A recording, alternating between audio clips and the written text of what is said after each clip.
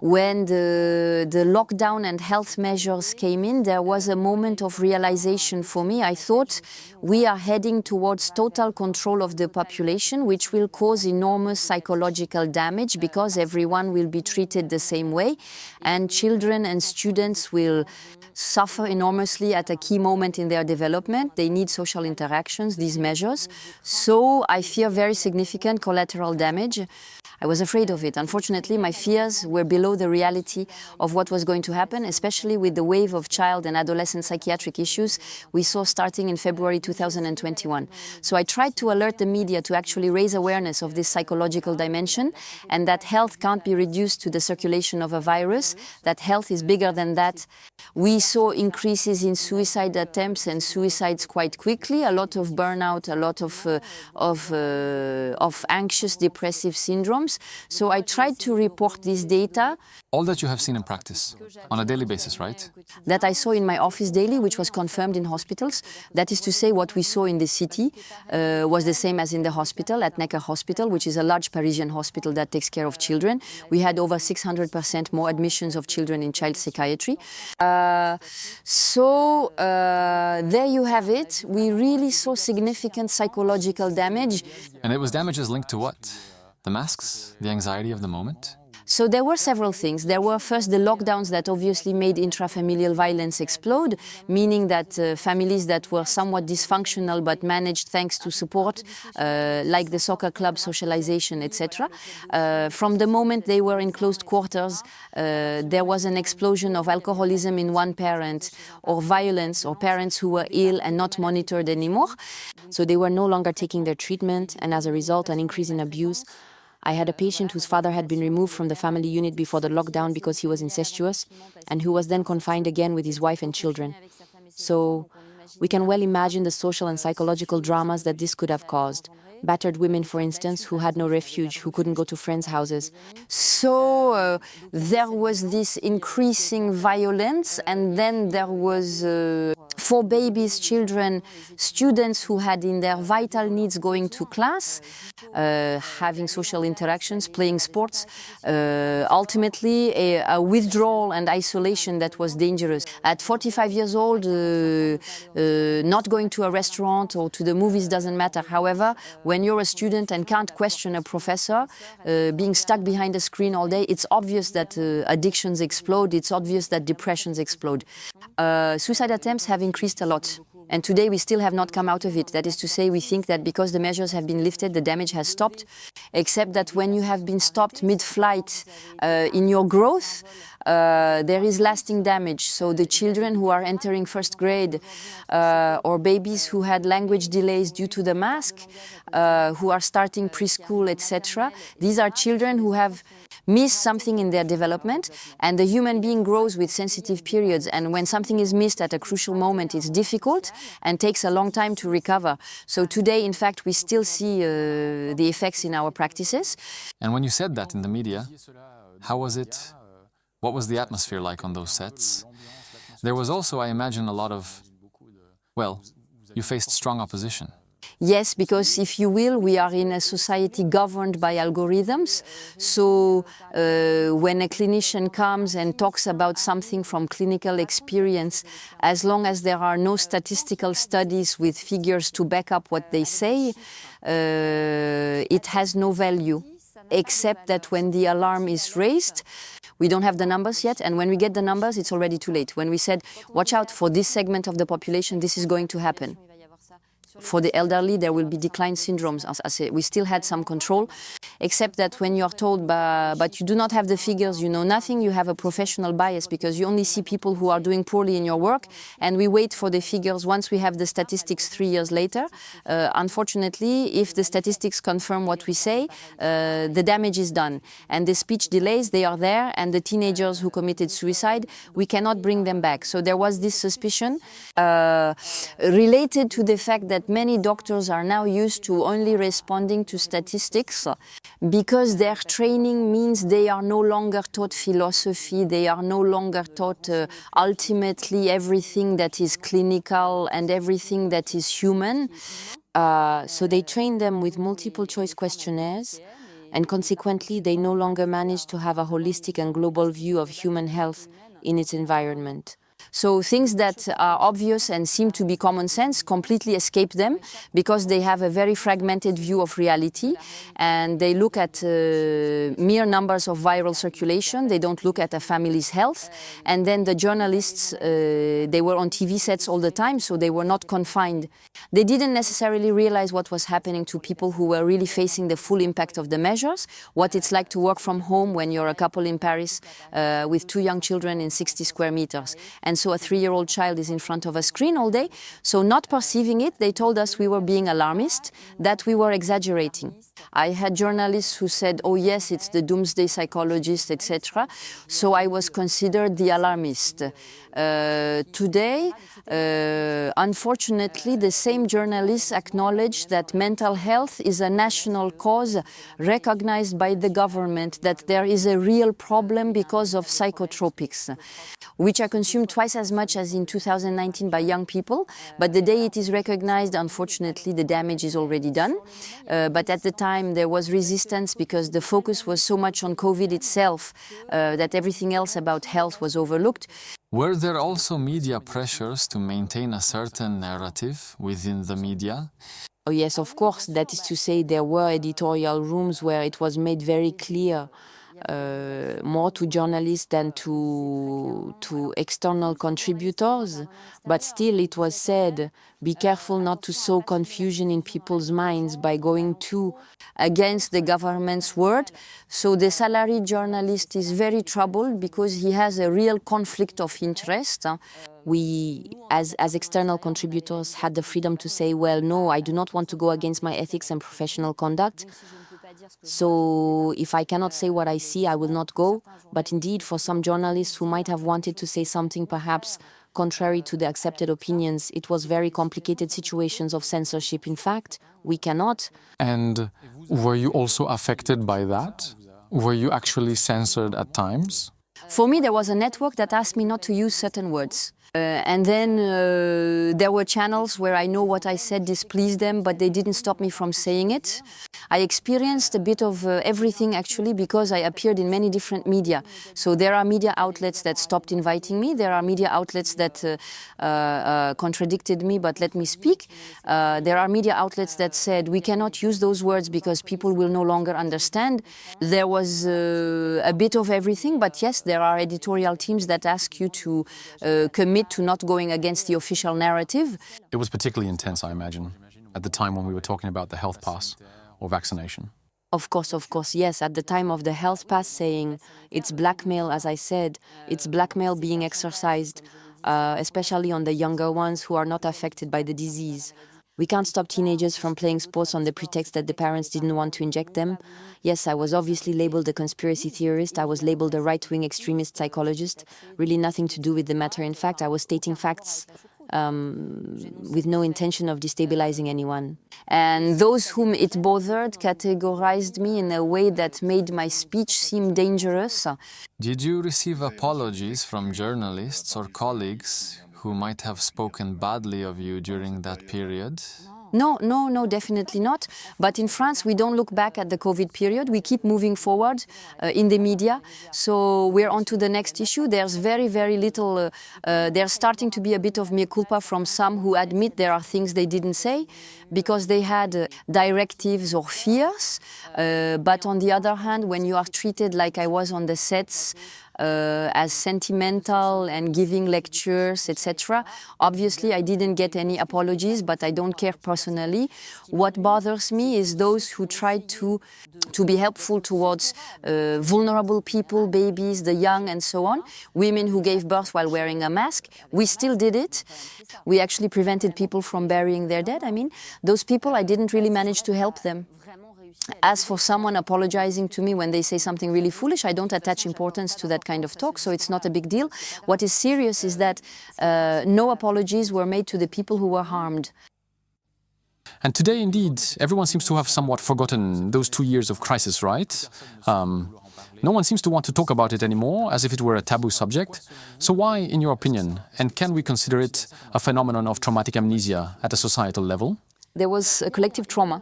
Life came to a halt. familiar landmarks shattered, and from one day to the next, people had no control over their existence. So there was a collective trauma. To acknowledge the existence of a collective trauma, one must somehow be able to change the situation in the present. And today I think there are several factors that make us avoid thinking about it. First, there's an element of shame, very important. We would feel too guilty. There is something of humiliation in realizing that we were manipulated, that we were lied to. Then there are people who are still under the regime of fear, who have not come out of this shock due to fear, since for there to be trauma, there must be shock. For there to be shock, there must be fear. So there are those who have not come out of it.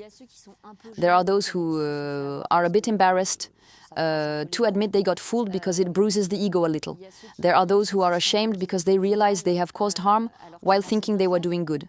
Whether they are doctors, teachers, etc., who believed they were faithfully applying directives and now realize there are negative consequences.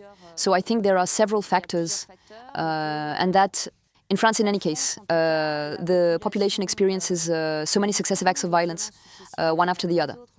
Today we have rampant inflation, and there are very significant economic concerns. There is increasing street violence, and somehow people are caught in a sort of headlong rush where they can no longer settle down. As we go from crisis to crisis, from disaster to disaster, they can no longer settle down and process what they have experienced, actually.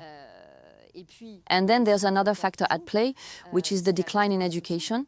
When you have no understanding of philosophy, when you don't know what totalitarianism is, when you have no notion of history, you don't see the mechanisms at work. And what I say in my book is that COVID should actually serve as a paradigm for us.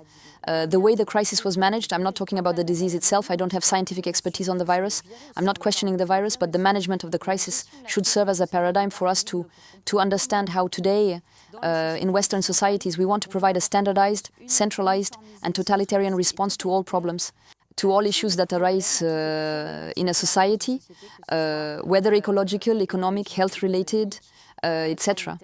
And if people look back on COVID and understand the strings we activated, fear, ostracization, etc., etc. The division, the split within families, the company that takes over from the government to impose measures, etc. We will understand what happens when we want to resolve the climate crisis, geopolitical crisis, etc., etc. And if people don't do this introspective work, they risk being manipulated again, in fact. You used the term totalitarian. So do you think it was a totalitarian period? The nature of totalitarianism is that it exerts total control and dominates bodies. So I think that in the health crisis we saw totalitarianism in all its scope. That is to say, we bypassed parental authority, we bypassed the social contract based on fundamental freedoms, and we moved to a regime of authorization, where it is normal to have permission to do something, instead of saying fundamental freedoms are not being challenged. And in some cases, here is what is recommended. In a moment of exception, we actually had a questioning of our social contract, of our society, which is based on fundamental freedoms and on dignity of the human being. This dignity disappeared. We were either a positive or negative case. Citizenship was conditional to an injection whose validity was 3 months. So the social contract was redefined, but without warning and without asking the people. Health was redefined, which is defined by the World Health Organization as a state of overall balance, psychological, physical and social. The definition of health was changed to a number of viral circulation. You were healthy if you avoided a virus. In fact, this system of substitution, without asking people's opinion, is totalitarianism. When you exert control over bodies, it is totalitarianism. And what does this reveal, according to you, about the general state of Western societies? How were we ultimately able to get to this point, to finally accept these types of deviations that you describe? So I think there are many factors, and in reality, It would be a mistake to think that COVID was the beginning of something. I think the management of COVID is the culmination of something that has been there since for 40 years, but even well before that. We might even have to go back to the moment when Husserl speaks of the substitution of scientific positivism in place of philosophy in Western societies. It's very important because, in fact, for me, it is the beginning of the desacralization and despiritualization of the West. However, a population that no longer has transcendence is a psychically vulnerable population. Because as long as you have hope, as long as you believe that something surpasses you, you cannot grant absolute power to something human, whether it's an ideology, whether it's technology, whether it's doctors, whether it's politics. You know that there is something above, but if there is something above, it also means that life is sacred. So there are things you will not tolerate. So there is the despiritualization that has played a role, which has made it so that since human beings need to believe, as proven by all ethology studies, in fact, mammals need to believe that something good exists, even a little monkey. A little monkey will get depressed if it doesn't have a mother figure, even though it can be okay when temporarily deprived of food. And our societies have tried to redefine humans solely by their material and caloric needs.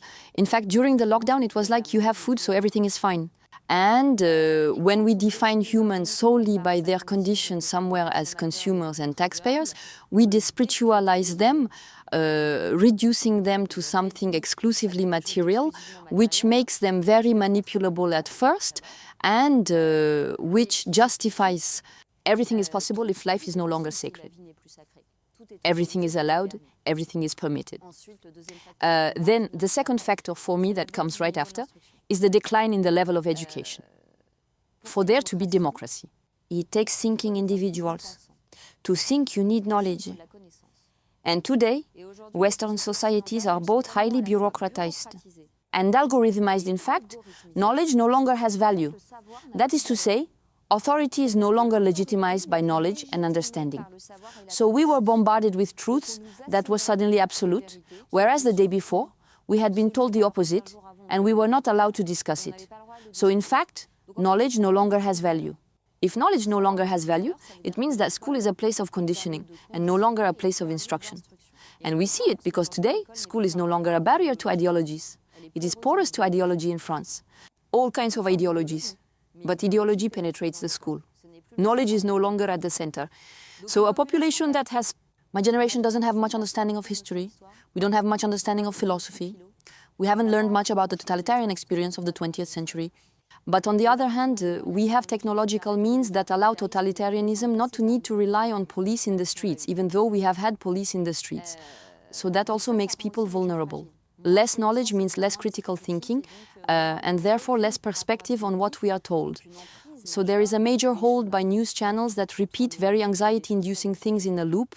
So there are already these two factors, spirituality and knowledge. And then I think a lot has been based on the fear of ostracization and the need to belong. The Milgram experiment shows that in a given population, around 85% of people will adhere to the dominant discourse, as soon as it is assumed by a person in a position of authority and rationalized in the name of good. So basically, you can make almost anyone who is not a psychopath, who is an average lambda citizen, do just about anything as long as you explain that it is for the good of the community. And ultimately, the authority, which gives the instruction, in a way assumes the responsibility that people will abandon their moral sense and superego and can carry out completely absurd actions. And we saw that, well, in France we had people we thought were nice who started denouncing students, etc., etc. So critical thinking will be upheld by a minority of people who, they will say, well, it doesn't matter if I'm the only one thinking the way I do. It doesn't matter if temporarily there are things I'm no longer allowed to do. I stick to my convictions, I stick to my perceptions. This is not the majority of people. And these people, what sets them apart? What is it? A stronger anchoring? Is it a different education? These 15%? There are several factors. There is obviously moral strength, the ability to rely on oneself and to endure solitude. There is the aspect of having understood and analyzed the mechanisms at work in all situations of control. When you have faced a family with control issues, where there is manipulation, there is blackmail, where lies become the truth, where good becomes evil, and evil becomes good. If you have analyzed it, if you have zoomed out, when you face it again, you have an immunity, you recognize it. Which was your case. Which was my case. You mentioned it in your book. I was locked up by a completely psychopathic mother. So when I saw that children were being locked up, I was very scared for them because I thought society is becoming a toxic family. With the young people, actually, we are no longer helpful. Normally, when there is a war, there are charters for the protection of minors. And we were told we were at war against the virus and there was no protection for minors. While it was not a pediatric disease. So when you were exposed to it, if you analyzed it, you have immunity. If you haven't been exposed, you are vulnerable. If you have been exposed but haven't come out of it, well, you will be a little bit like a cult victim. You will let yourself manipulated by fear, actually. There are also spiritual resources. Ultimately, people who believed in something greater, fear did not take hold of them. There you go. Then there's also strength of character. And in this sense, we can also consider that this COVID period was an awakening opportunity for many, and that today, a greater number of people who became aware of the issues during this time will no longer be fooled, so to speak. I think for a certain number of people, there was a disillusionment, painful but salutary, both from the political class and the media class. That is to say, where they maybe sometimes let their judgment slip a little, they said to themselves, but we still need to be careful. The state is not necessarily always our friend, and they really experienced it firsthand. They experienced it concretely since parental authority was confiscated, etc., and families were taken hostage. So yes, among a certain number of people, there was a brutal awakening, and then there are people who could not have tolerated this confrontation with the painful truth that the state does not necessarily want what is best for me, and who have themselves plunged into denial because they might not have been psychologically equipped enough to face that. And ultimately, a human being in adolescence is supposed to somewhat de-idealize their parents to keep what corresponds to them and question what does not. People who couldn't do that have difficulty doing it later with their boss or with the state. They have trouble maintaining freedom, a critical mind, and saying, I accept this, I don't accept that.